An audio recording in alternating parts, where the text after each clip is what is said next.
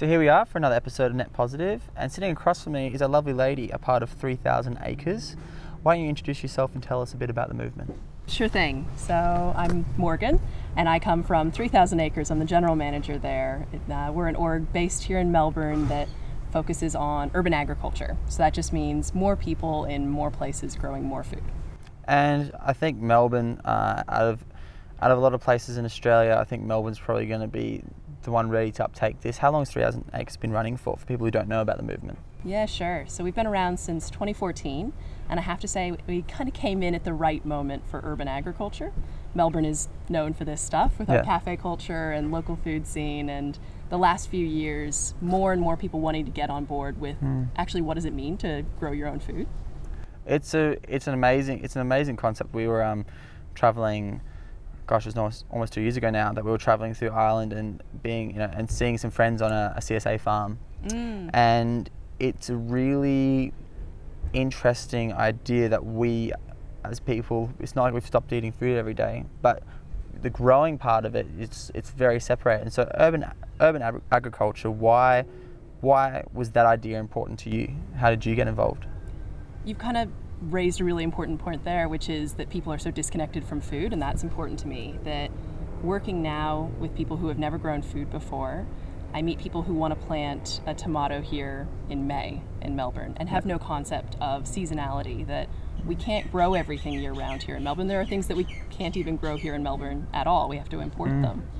And I think as we become less and less connected to a food growing environment of being creatures of place, makes it really hard to connect with those wider environmental issues, to understand why farming is so difficult, why we're seeing some of these crises. And I guess as someone who didn't grow up eating fresh, healthy food, I grew up with a lot of takeout, and had a busy single mom who was trying to make it work. In my adult life, discovering the pleasure of food and the joy of food, love these Melbourne settings, then it was really important to me to give other people that opportunity to reconnect with nature in that way, I think.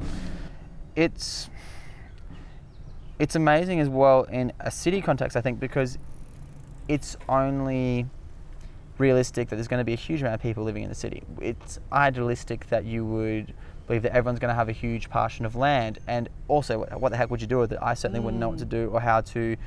What you talked about, seasonality and all those things have been very lost. We couldn't have picked a more active back street. So true. We're actually out pretty far, and still we've got a metro train in the background. That's okay. We'll wait for it to pass. I think in an idealistic setting, you'd like to go, okay, there's this.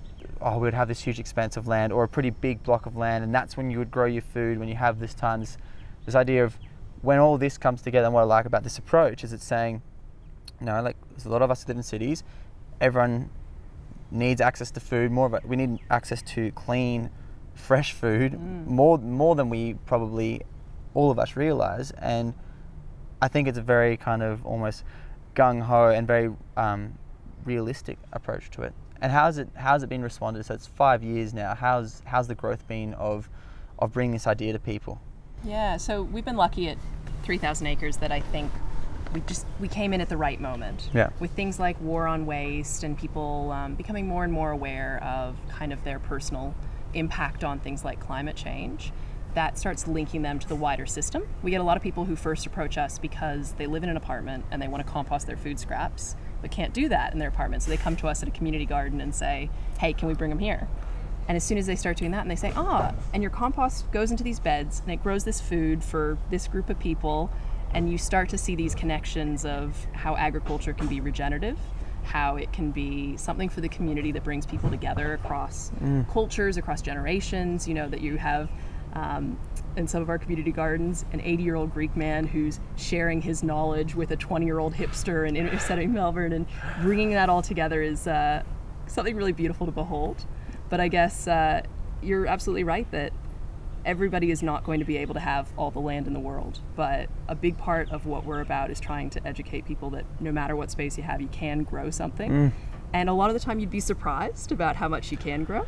Absolutely. There's something to be said for knowing, farmers personally, the amount of work, particularly as young, again, like I said, that idealism as a young person, and I personally, like, will go shop organic or fresh produce or go to markets, but you're not seeing the background. When you start seeing that, it's manageable to have a small space as a single person, as a couple, as a small family.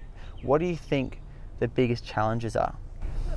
I would say it's actually knowledge now. That as much as there is a challenge with some of the environments that people are growing in, if it's not enough sun or they're really busy and they don't have enough time to care for it, fundamentally though, it's knowledge. I had never grown anything in my life until 6 years ago, and I was busy in law school and trying to find something to relax with on the weekends. And grew a tomato bush and was like, oh my God, this is the greatest thing I've ever done. And they say tomatoes are like the gateway drug to horticulture, and I think that's true. And so I see that now with people who are coming into it, that they have such a low base of knowledge that the disappointment factor is really high. Oh wow, okay. Yeah, that they'll plant something, it'll fail, and they'll be like, oh, well, that was too hard, I'm gonna give up on that. And I hear that all the time. I was listening in a nursery the other day, and a man was shocked at this concept of pollination, and he was asking, oh, could a lemon pollinate an apple, and really not understanding some of the fundamental kind of horticultural concepts. And that's just where we are, because of course we're that way. We don't have to grow our own food anymore. It's not normal anymore. It's incredible that there's this stuff, and when you speak about it this way, it could be something considered very valuable to learn from a young age. Except, if you ask me to go plant and grow something right now, I'd give Google a bit of a search and I'd give it a hard crack, but it's not something like innately that I'd go, okay, I can't plant this now because it's this season. That's really, okay. And so moving forward for you guys, for people that aren't in Melbourne or aren't in like that region where they can perhaps get involved with 3,000 acres, what would you suggest to people in urban environments? How can they start by lessening their impact and then starting to grow their own food? How would you suggest the first opening steps? I'd say that no matter where you are, there's something going on in the way of urban or regenerative agriculture. So whether that's finding a local community garden, getting involved in improving your knowledge, or growing a little bit of food at home, using some of the kind of beautiful organic seedlings that you can find in a local nursery, or it's even joining a CSA, as you said before, community supported agriculture, where you know your farmer and you share in the risk with them. Those are springing up all over the country, the opportunity to say to a farmer up front, yep, I'm going to buy from you for the next 10 weeks, and here's the fair price that I'll pay. And so if something does go wrong, their zucchini crop fails or their tomatoes don't give as many as they expected, you share that burden with them, which is so much of why we're seeing a real problem with farming in this country, that the average farmer is over 60, that there's farmland that's just being abandoned and people are walking away because they can't afford to keep going. And CSAs are a real way to cut through that and have some ethical produce on the table. Amazing. And yeah, absolutely. I think that the CSA concept is a really incredible one, because you do share the risk. When you go, what I felt certainly is when I was helping dry out onions. Right, it's something so simple, but the amount of times you've thrown out half an onion, or how much you would buy an onion for at a supermarket, was really like, wow, because the amount of effort that's gone in to get it to this point. For people who are living in Melbourne, what's next for 3,000 acres, and how can they get involved? So we've done everything from build community gardens to run community harvesting events, where people come together and harvest food together. But now we're looking at a lot of long-term projects of how can we really get huge groups of people together who are learning and sharing in a food literacy journey, or even food security. So people who don't really have good access to fresh, healthy food. And we need everybody on that journey with us, not only learning about this urban agriculture movement, but raising their hands to be a part of it. As I said, as part of a community garden, or coming on that journey with us for the next few big projects. We're even looking at doing things that cross over into mentorship, so experienced gardeners sharing their knowledge with newbie gardeners right in their backyard. So a lot of exciting things coming up. And everyone can check this out on 3000acres.org. Okay, well, thank you very, very much for sharing us a little bit about your story today. And absolutely look forward to seeing what's coming next. It'll be exciting. Thanks. Tune in for another episode very soon.